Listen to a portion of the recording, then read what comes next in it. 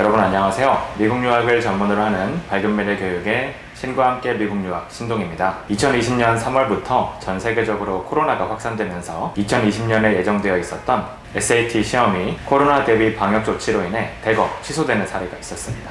어떻게 해서든 SAT 시험을 보려는 학생들은 먼 거리에 있는 다른 SAT 시험 센터에 시험을 등록했지만 이마저도 시험 날짜에 임박해서 시험이 취소되는 사례가 잦았습니다. 결국 학생들은 SAT 점수 없이 대학을 지원해야 하는 상황에 직면하게 되었고, 이를 인지한 미국 대학들은 이례적으로 대학 지원 시 SAT 시험 점수를 제출하지 않아도 된다는 Test Optional Admission Policy 적용하기에 이르렀습니다. 2020년부터 적용된 이 규정은 2022년인 현재까지도 미국 내 많은 대학들에서 여전히 적용하고 있으며, 이에 따라 다가올 2023년 가을 학기 미국 대학 입시를 준비하는 학생들은 적지 않은 혼란을 겪고 있습니다. 코로나가 어느 정도 수그러드는 상황이라 SAT 시험 센터들도 정상적으로 운영되고 있는 상황에 대학교들은 여전히 Test Optional Policy를 적용하고 있으니 학생들의 복잡한 신경도 어느 정도 이해는 갑니다. 그렇다면 앞으로 다가올 미국 대학 입시에서 SAT 시험을 보는 것이 좋을까요? 아니면 SAT 점수를 제출하지 않고 대입을 치르는 것이 좋을까요? 오늘은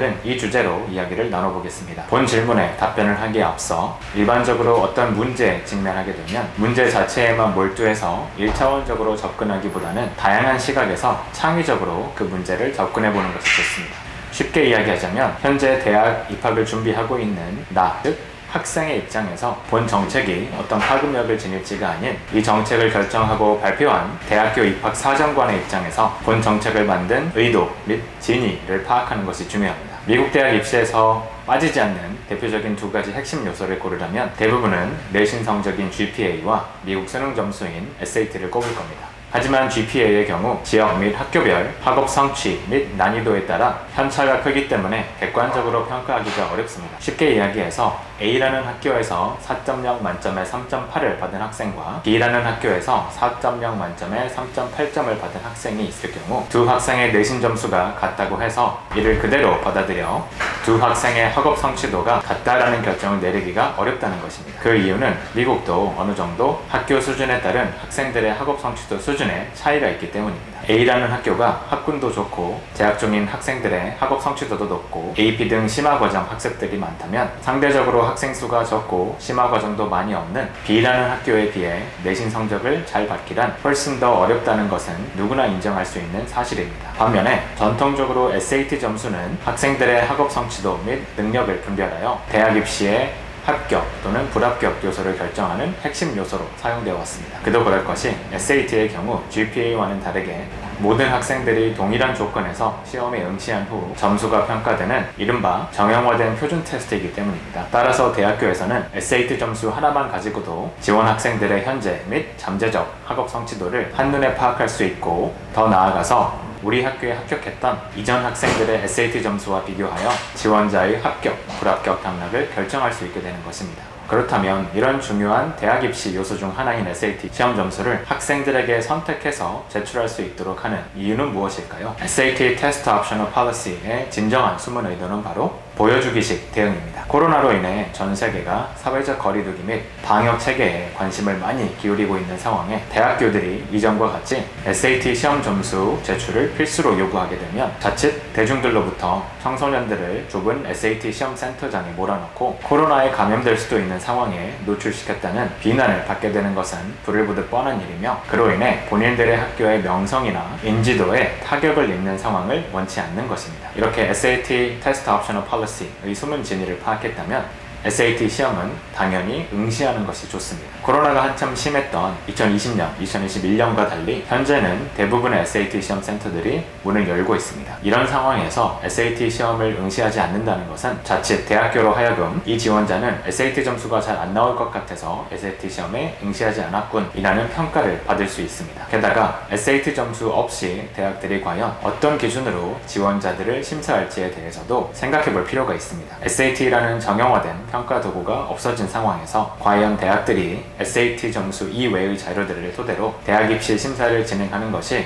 과연 나에게 이득이 될지 손해가 될지 판단해야 합니다. 대학교에 지원하는 모든 지원자들이 SAT 점수를 제출하지 않는다면 대학에서도 어쩔 수 없이 SAT 점수 없이 지원자들을 평가할 수 있는 새로운 심사 기준을 적용할 수 있게 되겠지만, 일부 학생들은 SAT 점수가 있고 또 어떤 학생들은 SAT 점수가 없는 상황에서 심사를 하게 된다면 당연히 대학 입장에서는 SAT 점수를 제출한 학생들에게 기울 수밖에 없을 겁니다. 여기 SAT 점수를 제출하지 않은 A라는 학생이 있습니다. A 학생은 내신 성적은 좋지만 AP 등의 심화 과정은 거의 응시하지 않았고 쉽게 A를 받는 길을 선택했습니다. 대학들은 이 A라는 학생에 대해서 어떤 평가를 내릴까요?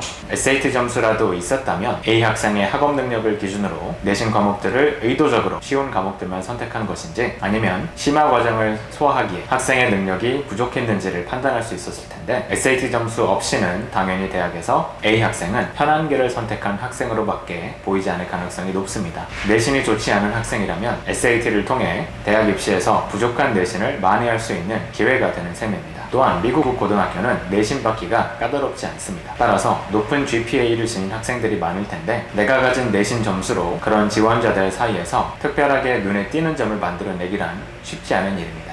결국 어느 정도 높은 내신을 지닌 학생이라도 SAT 시험을 응시하고 점수를 제출함으로써 나와 비슷한 내신을 보유한 지원자들 가운데서 나를 더욱 돋보이게 만들 수 있는 도구로서 사용할 수 있게 되는 셈입니다.